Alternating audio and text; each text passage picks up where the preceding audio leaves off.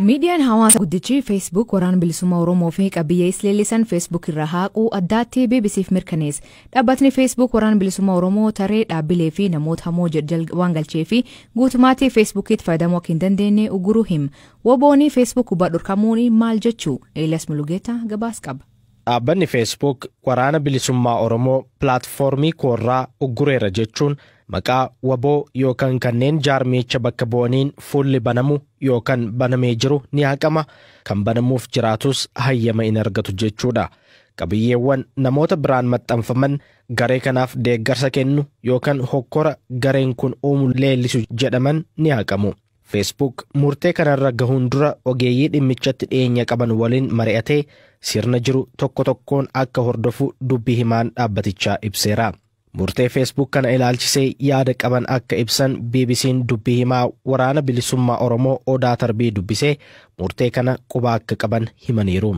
Murteen kun gareewwan adda addaan sagalee saba Oromoo fi cunqurfamtoota biroo ukkaamsuuf dhiibbaa duula propagandaan dhufedha jechuunis ibseera. Itti dabaluunis biyyattii keessatti gareeleen mirga namoomaa sarbuu fi ajjechaa raawwachuuf kan ragaan irratti dhiyaatu biroon bilisaan Facebook osoo fayyadamanii waraana bilisummaa Oromoo propagandaa bu'uura hin qabneen uguruun imaammata Facebook irratti eenyu dhiibbaa gochaa akka jiru agarsiisa jedheera. Imaammanni jaarmiyaalee fi namoota hamoo Facebookii imaammata jaarmiyaalee shororkeessoo garee jibbaa fi jaarmiyaalee yakkaa dabalatee qaamolee biroo ilaallatudha. Dhaabbanni Facebook imaammata isaa kanarratti hundaa'uun qaamolee miti mootummaa hokkora uuman jechuun erga farajee akkaawuntii jaarmichaa fi qabiyyeewwan garee sanaaf deeggarsa agarsiisan akkasumas miseensota isaanii beekamoo Facebook irraa nan uggura jedha. Qabiyyeewwan maxxansa Facebook kanneen sochii hokkoraa jaarmiyaa kanaa leellisanis ni ugguramu jedheera.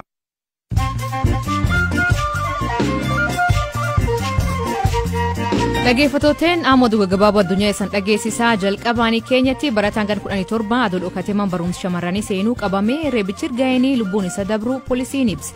Barattoota dhokatanii seenan jakeessa barataan kutaa 12ffaa kuni istook ture. Barattoonni 5 miliqanii qabam kunin barattoota aaranii fi hojjettootaan tumame. Lammiileen Kanadaa cabbir mucucaatanii kufan bulchiinsa magaalaa himachuu danda'u jedha manni murtii. Manni murtii waliigal Kanadaa manneen qopheessa magaalota cabbii daandiirra kaasuu dhabuun yoo namni miidhamee bilis hin ta'an jechuun gaaf kamisaa mure. Ogeessonni wallaansa baqaqsanii hodhuu US kalee booyyee milkaa'inaa namaaf jijjiiruu danda'an. Milkaa'inni kun gar fuulduraatti hanqina kutaa qaama gumaachuu furuu danda'a jedhanii abdatan. Namni wallaansa kan argatee dhukkubsata sammuun du'ee fi ka abdii fayyi hin qabnee fi gargaarsa mashiiniin lubbuun isaa turfamee jedhan. Warseesii maqaan isii Naajji jedhamtu ka umriin isii waggaa 32 keenyatti sagantaa sanyii warsees ardii addunyaarra badee baraaruuf keessatti haadha hormaata ta'uun tajaajilaa turte sooran baati.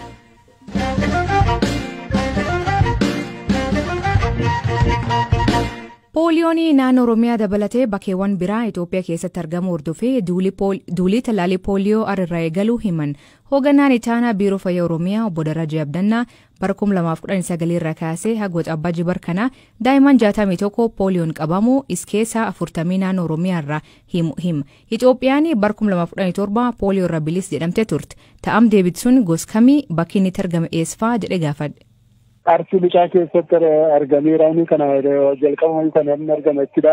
Shawaa Ba'aa, Harargee, Jimmaa, Shawaa Lixaa godinaalee akkasii keessatti argameera jechuudha. Ijoollee umrii hagamii tuttuun? Yaa umurii waggaa 15 gadidha baay'een isaanii kana irratti argametti. Ijoolleen tun ijoollee duraanii tallaalii pooliyoo hin argatini?